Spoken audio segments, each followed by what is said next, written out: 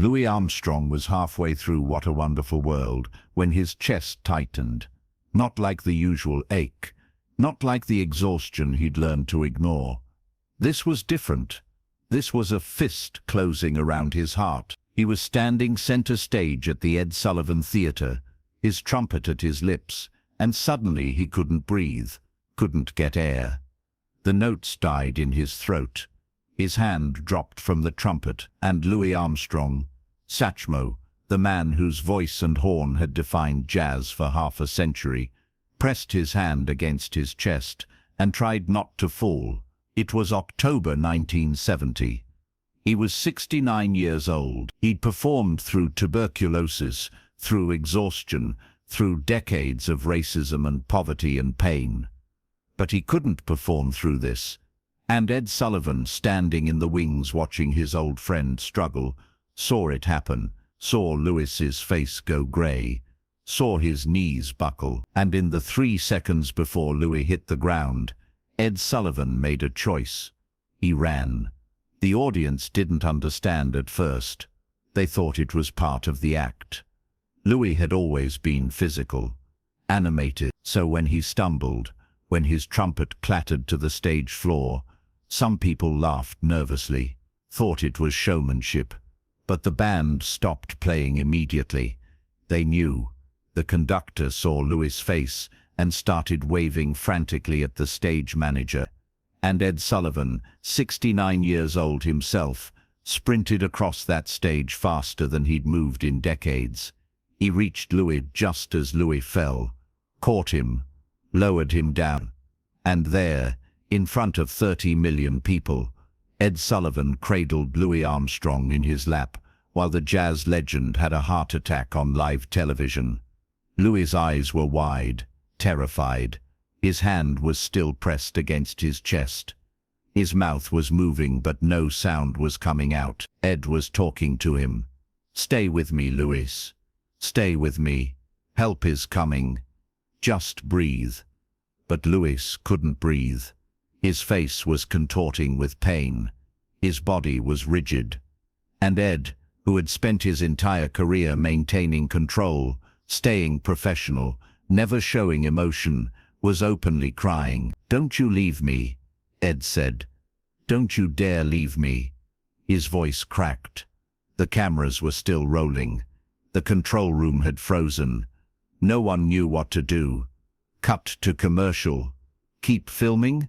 This was death happening in real time, and Ed Sullivan wasn't letting go. To understand what Ed was feeling in that moment, you have to understand what Louis Armstrong meant to him. They'd known each other since the 1940s. Ed had been one of the first major television hosts to regularly book black performers, and Louis, despite facing constant racism, despite being called an Uncle Tom by younger black activists for being too accommodating, had never stopped performing, never stopped smiling, never stopped trying to make people happy. Ed had watched Louis endure things that would have broken most men, had seen him perform in the South, where he couldn't eat in the restaurants or sleep in the hotels, had watched him smile through threats and insults and hatred, and through all of it, Louis had maintained his dignity, his joy, his belief that music could heal. Now Louis was dying, and Ed couldn't fix it,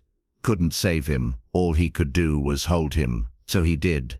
He adjusted Louis's head in his lap, loosened his collar, and kept talking. "Remember when you first came on the show? You played Ain't Misbehaving and brought the house down. You were magnificent. You've always been magnificent." Louis's eyes found Ed's. There was recognition there, fear, but also something else, gratitude, that he wasn't alone, that Ed had come for him. The paramedics arrived within 4 minutes. They'd been on standby in the building, standard procedure for a show with older performers. They moved quickly onto the stage, started checking Louis' vitals, putting oxygen on him, preparing to move him. Ed didn't let go. He kept his hand on Louis's shoulder, kept talking. "You're going to be okay. They're going to take care of you. I'm coming with you." One of the paramedics tried to pull Ed back. "Sir, we need room," Ed looked at him with eyes that were both pleading and commanding. "I'm not leaving him." The paramedic nodded. "Understood. Let Ed stay." They lifted Lewis onto a stretcher. Ed walked beside it, holding Lewis's hand. The audience was silent, completely silent. Not a cough, not a whisper, just the sound of wheels on the stage floor and Ed's voice.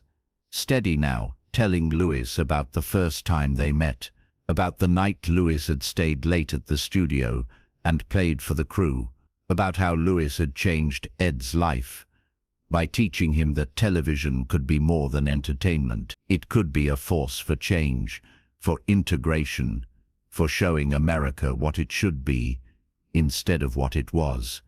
They reached the wings. The ambulance was outside, and Ed stopped. He had a show to finish. Guests waiting, sponsors expecting, but he looked at Lewis, unconscious now, oxygen mask over his face, and made another choice. He turned to his stage manager. "Cancel the rest of the show.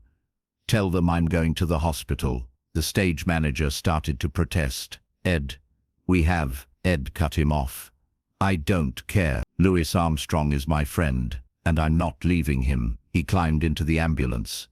The ride to Roosevelt Hospital took 8 minutes. Ed never let go of Louis' hand. The paramedics worked around him, monitored Louis' heart rate, his breathing, his blood pressure. It wasn't good. One of the paramedics met Ed's eyes, shook his head slightly. Ed understood. Louis was dying. This was probably goodbye. Ed leaned close to Louis' ear. "Thank you," he said, "for everything you gave us, for every song, every smile, every moment of joy. You made the world better, Louis. You made me better." Louis' hand squeezed Ed's, just once, barely perceptible, but Ed felt it. They arrived at the hospital. Louis was rushed into emergency surgery. Ed wasn't allowed to follow. He sat in the waiting room, still in his suit, his hands shaking, and waited. The hospital staff recognized him. Nurses whispered. A doctor came out to ask if he needed anything. Ed shook his head. "Just tell me if he's going to make it." The doctor was honest. "His heart is badly damaged. We're doing everything we can, but you should prepare yourself." Ed nodded, sat back down, and waited. 3 hours later, a surgeon emerged. Louis had survived, barely. The heart attack had been massive. He'd need months of recovery, might never perform again, but he was alive. Ed stood, asked if he could see him. The surgeon hesitated. "He's unconscious. Won't know you're there." Ed's voice was firm. "I'll know I'm there." They let him in. Louis was connected to machines, tubes, monitors. His face was peaceful. The pain was gone. Ed pulled a chair beside the bed, sat down, and stayed for 6 hours, until Louis woke up. When Louis opened his eyes and saw Ed sitting there, he tried to smile. It came out as a grimace, but Ed understood. "Hey, Pops," Ed said softly. "Welcome back." Louis' voice was barely a whisper. "You stayed." Ed's eyes were wet again. "Of course I stayed. Where else would I be?" Louis Armstrong lived for another 9 months after that night. He never performed on stage again. His heart was too damaged. But he lived, and every week Ed Sullivan visited him. Sometimes they talked, sometimes they just sat in comfortable silence. And when Louis died in July 1971, Ed was there, holding his hand, just like he'd held it on that stage, just like he'd promised. At Louis's funeral, Ed Sullivan gave a eulogy that made even hardened journalists cry. He talked about Louis's genius, his kindness, his resilience, but mostly, he talked about that night, about catching Louis when he fell, about holding him while he fought for his life. And he said something that would be remembered for decades. "I caught Louis, because that's what you do when someone falls. But the truth is, Louis caught me years ago. Caught me when I didn't know who I wanted to be. Taught me that dignity and joy could coexist. That music had no color. That love was stronger than hate. And I've spent every day since trying to be worthy of his friendship." The footage from that night, of Ed running across the stage and holding Louis became one of the most iconic moments in television history. Not because it was dramatic, but because it was real, because it showed what happened when you stripped away the performance and the entertainment and the facade. What remained was two men, two friends, one dying and one refusing to let him die alone. Ed Sullivan continued his show for 2 more years after Louis died, but people who worked with him said he was different, softer, more willing to stop everything when someone needed help, more aware that behind every performance was a human being. And every time a jazz musician appeared on his show, Ed would stand in the wings and remember that night in October 1970, with Louis Armstrong collapsing and 30 million people watching, Ed Sullivan made a choice. He ran toward his friend instead of protecting his show.